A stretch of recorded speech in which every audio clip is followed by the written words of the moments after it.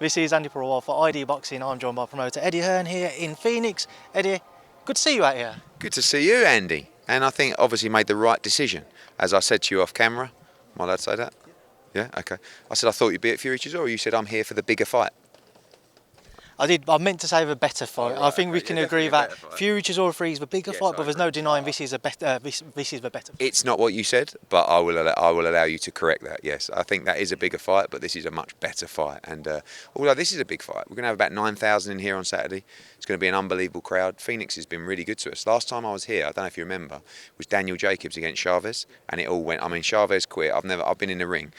I had the ring cards over my head while people were just slinging. There were shoes going in the ring, pints, everything. So I don't think we'll get that this weekend, but I think what we'll get is a tremendous fight. I hope we don't get that, Eddie, because I don't want to ruin my hair. But here we are, Yes. Estrada-Chocolatito. Thank you, Eddie. I'm very jealous of your hair, particularly its thickness and in the hairline itself. Congratulations. Thank you, Eddie. But how old are you? I'm 25. Oh, you're fucked. I hope not. But Eddie, to have a trilogy bout, it has to be a special kind of coming together between two fighters. What makes this so unique? I think the quality of the fighters, obviously the 2 pound for pound greats.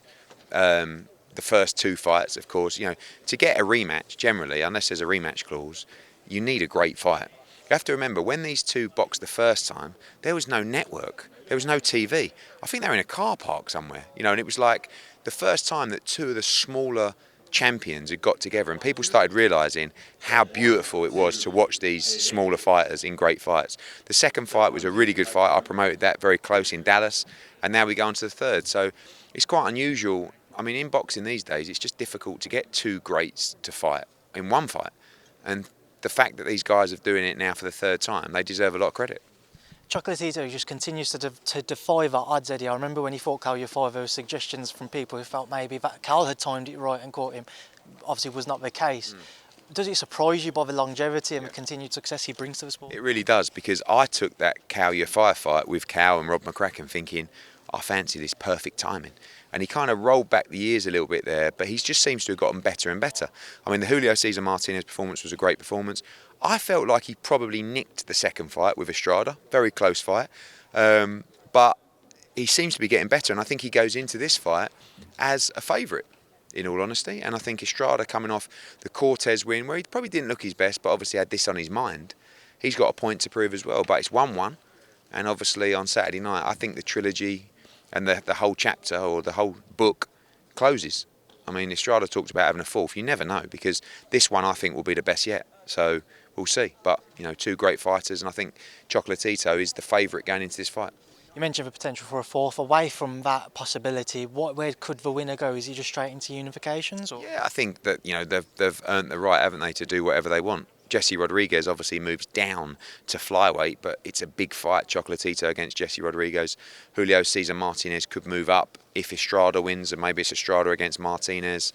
You've got some great fights to be made, but I think the whole flyweight, super flyweight division, especially with the flyweights with Jesse coming down, I think we've really got to work towards an undisputed fight in the flyweight division. You've got Sonny Edwards, Julio Cesar Martinez, Jesse Rodriguez hopefully wins the WBO, and Delakian. Really, we should try and find the best of that division, and I think there's some great fights to be made. Just on Julio Cesar Martinez, obviously I spoke to him, I spoke to Eddie Reynoso just about the potential Sonny Edwards fight. Sonny's been very vocal that the blame lies with kind of them as to why the fight hasn't gone ahead yet. Why has the fight not been able to take place yet? A number of reasons. I mean, one of the reasons was the Arroyo mandatory, which we've delayed for many reasons. Mainly because Julio Cesar Martinez missed weight and wasn't ready before. And then coming into this fight, Arroyo pulled out of the fight, actually retired, and then came back and then pulled out of the fight. So he fights Carmona, our Spanish kid, who's undefeated, Olympian, very good fighter as well. But they want the big fights. And I don't think he can hang around.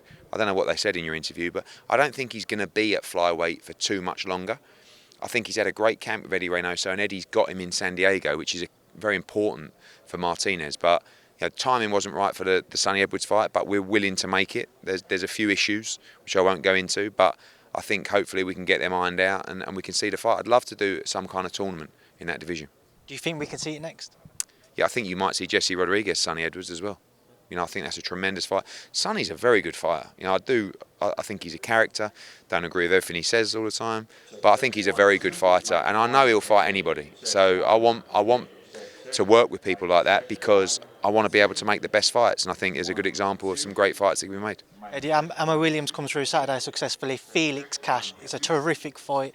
How close is it to actually being completed? But both fighters have agreed to that fight. Felix fights in Leeds next week, and if Ammo wins this weekend, that'll be a WBA eliminator for the world title.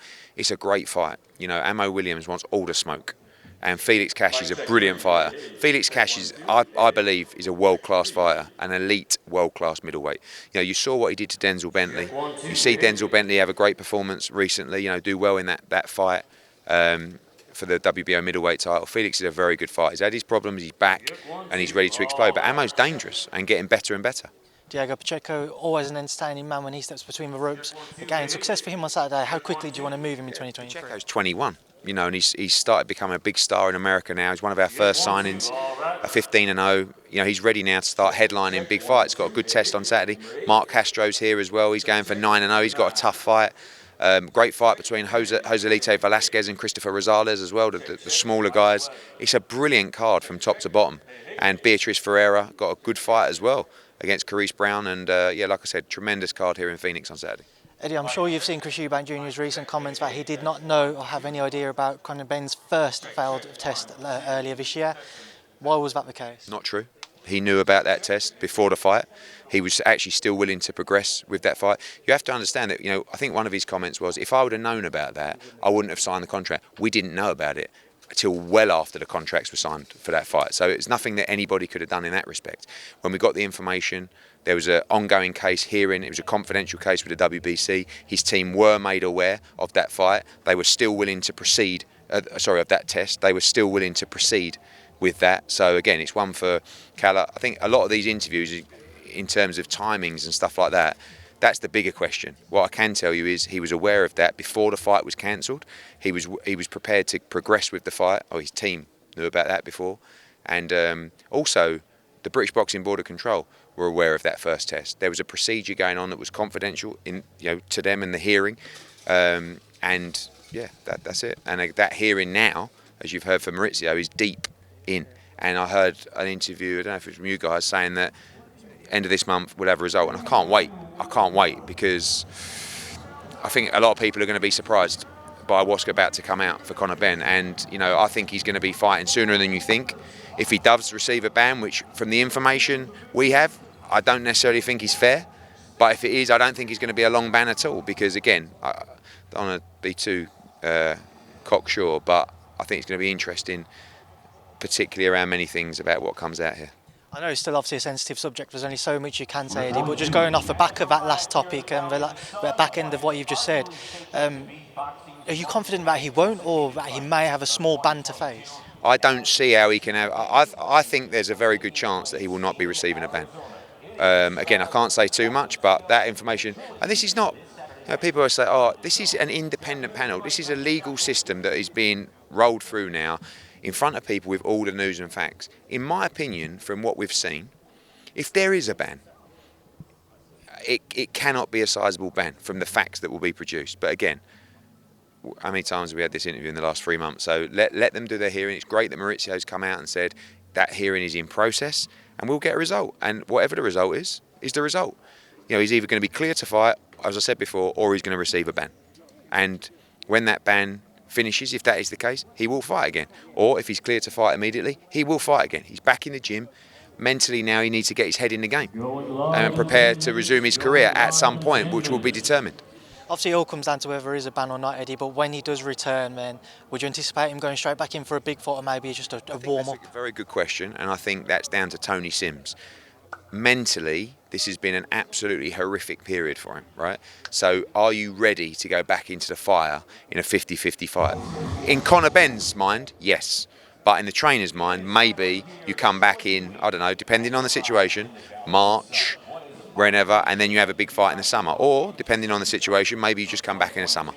Away from him, Canelo-Ryder, Eddie? Yeah, any So I don't know what was said. I mean, I've just arrived last night. I haven't seen Eddie Reynoso yet, but only the messaging with him was, let's do Ryder. I don't know if you asked him. I've just literally just asked him, and he seems to suggest that he's at the top of the list as well. Bring him in. Yeah. He's mandatory. So I think, you know, I want the John Ryder fight for Canelo. If Canelo wants that sort of interim fight before Bivol came back from the injury, I think that's a good fight. Love to do it in London, but I'd also love to do it in Mexico. I'd of course do it in Vegas or LA. I don't think John minds. He just wants the opportunity, and hopefully we can deliver that for him. Did you make of Canelo's tweets about Lionel Messi and Sergio Aguero? Yeah, I think Canelo's very passionate about Mexico. You know, I think for anybody to put your hands up and say probably shouldn't have said that shows the size of the man. You know, I don't want to just be a Canelo fanboy, but he's a cool guy where he can come out.